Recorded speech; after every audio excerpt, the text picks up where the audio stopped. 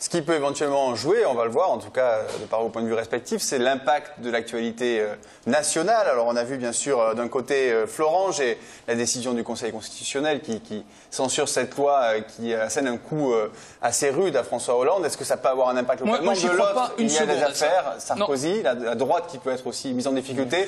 Vous n'y croyez pas du tout? Oui, Une déconnexion complète de l'électorat. Je pense qu'il y a des gens qui votent effectivement pour on a beaucoup parlé de sanctions l'UMP ou pour le PS.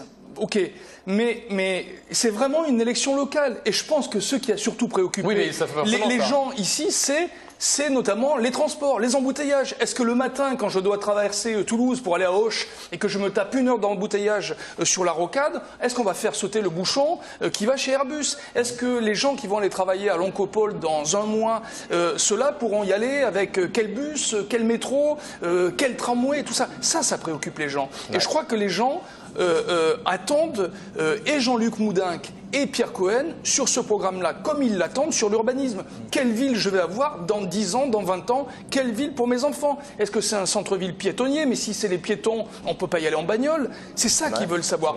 Bon, après, Florange, je ne pense pas que ça les intéresse. Évidemment, les Toulousains sont des Français, ils sont intéressés par la crise, ils sont intéressés par le pouvoir d'achat, ils sont préoccupés par le chômage qui augmente, qui est conséquent à Toulouse. Il y a de plus en plus de chômeurs. On a vu les chiffres récemment. Plus 0,9 en tout cas, voilà. Relation. Est-ce que vous pensez que c'est le point de vue national qui peut influer sur le point de vue local? Le débat politique national a beaucoup embrouillé les enjeux municipaux. Ceci dit, les 2 candidats qui restent en lice font campagne sur des thèmes municipaux, sur des thèmes toulousains. Et là, si on peut dire, il n'y a pas photo entre les 2 candidats. Ils n'ont pas les mêmes projets. Et même, on peut même dire qu'on peut juger sur pièce. Les Toulousains peuvent juger sur pièce. Jean-Luc Moudenc a été maire de Toulouse pendant 4 ans. Pierre Cohen est maire de Toulouse depuis 6 ans. Donc ils ont été tous les 2 à l'œuvre. Et je crois que les Toulousains peuvent voir les différences de politique. L'aménagement du centre-ville n'a pas été du tout le même sous Jean-Luc Moudenc ou sous Pierre Cohen. Donc dimanche, les Toulousains ne vont pas voter entre 2 abstractions. Mais ils pourront juger sur 2 politiques concrètes qui ont déjà été mises en œuvre. Oui, je suis assez d'accord. Je dirais que les Toulousains ne vont pas voter par défaut dimanche. Ils vont voter, soit pour tel ou tel candidat parce qu'ils adhèrent à ses idées, ils adhèrent à son projet. Ce qui veut dire que les campagnes ont été réussies des 2 côtés finalement. Oui, c'était des campagnes relativement modérées, concrètes, pragmatiques, avec 2 hommes qui sont 2 besogneux, 2 travailleurs de fond, inconnus médiatiquement au niveau national.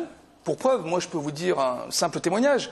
Cette campagne n'a absolument pas intéressé mes 3 rédactions pendant des mois et des mois. BFM TV, Le Figaro et RMC. Elle intéresse les rédactions depuis 1 semaine. Les rédactions nationales se sont réveillées au lendemain du premier tour en se disant « Tiens, Toulouse peut basculer ». En revanche, l'humanité s'intéresse depuis longtemps à la 4e ville de France. C'est possible, c'est certain. Je peux vous le dire. Et il me semble que vous disiez qu'il y a des campagnes concrètes.